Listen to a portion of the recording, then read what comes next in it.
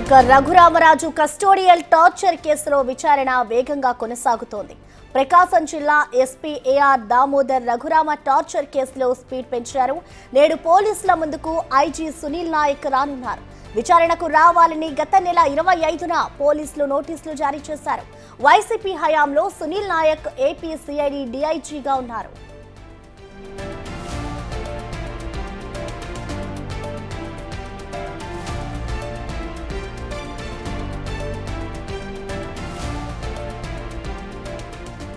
రఘురామను CID office కు తీసుకొచ్చిన సమయంలో సునీల్ నాయక్ ఉన్నారని పోలీసులు అభియోగం చేస్తున్నారు.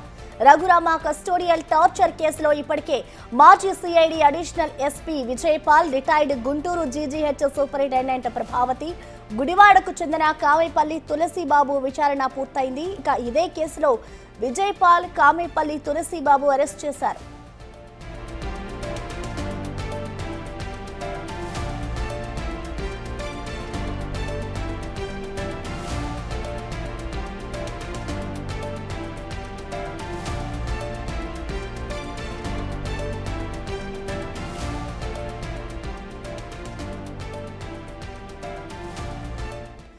రఘురామకృష్ణంరాజు కేసు విచారణకు సంబంధించిన పూర్తి అప్డేట్స్ ని మా ప్రతినిధి జయరాం అందిస్తారు. జయరాం, చెప్పండి, అసలు ఈ కేసుకు సంబంధించి విచారణ ఏ విధంగా కొనసాగుతుంది?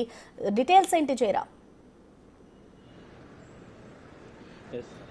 AP deputy speaker Raghuramaraju custodial torture కేసులో ఇటు ఒంగోలు ఎస్పీ ఏఆర్ దామోదర్ ఇటు విచారణ అధికారిగా ఉన్నారు. అయితే ఇవి విచారణ అధికారి అంటే ఏఆర్ దామోదర్ ఈ కేసు స్పీడ్ పెంచారు. ఇప్పటికే అప్పటి మాజీ సిఐడి అడిషనల్ ఎస్పీ ఇటు విజయపాలు, అదేవిధంగా ఇటు కామేపల్లి తులసిబాబు, అదేవిధంగా వీళ్ళిద్దరిని అయితే ప్రస్తుతానికి ఈ కేసులో అరెస్ట్ చేశారు. వీరిద్దరిని కూడా ఇటు రిమాండ్ పంపారు.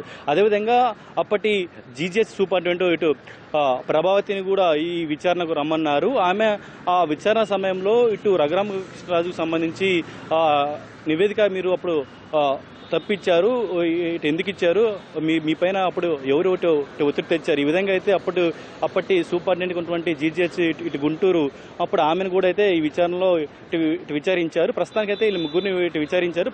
ఈ కేసులో ఇప్పుడు అడిషనల్ ఎస్పీ అంటే ఇటు విజయపాల్తో పాటు ఇటు కామేపల్లి తులసిబాబు వీళ్ళిద్దరిని అయితే ప్రస్తుతానికి అరెస్ట్ అయ్యారు. ఈ రోజు బీహార్ రాష్ట్రానికి చెందినటువంటి డీఐజీగా ఉన్నట్టు ఈ సునీల్ కుమార్ నాయకుని ఈరోజు ఎస్పీ ఏఆర్ దామోదర్ అయితే ఈరోజు ఇటు విచారణకైతే రమ్మన్నారు. అప్పటి ఈ యొక్క సునీల్ కుమార్ బీహార్ రాష్ట్రం నుంచి ఏపీకి ఇక్కడ సిఐడి డీఐజీగా అయితే ఇక్కడ ఉన్నారు. రఘురామరాజు కస్టోడియల్ కేసులో అప్పుడు అరెస్ట్ చేసే సమయంలో కూడా ఇట సునీల్ కుమార్ నాయక్ అప్పుడు దగ్గర ఉన్నట్లయితే మనకైతే ఇక్కడ సమాచారం అవుతుంది. ఈ నేపథ్యంలో ఎస్పీ ఏఆర్ దామోదర్ అయితే ఈ కేసు సంబంధించి డీఐజీ ఈ యొక్క సునీల్ కుమార్ ప్రతి ఒక్కటి ఇటు అప్డేట్ ఉంటుంది. అందుమూలంగా ఇప్పుడు డీఐజీ యొక్క సునీల్ కుమార్ను ఈ విచారణకు రమ్మంటూ తెలుస్తుంది. అయితే డీఐజీ సునీల్ కుమార్ను ఇటు విచారిస్తారా, లేకపోతే ఈ కేసులో ఇటు సాక్షిగా చూపిస్తారా?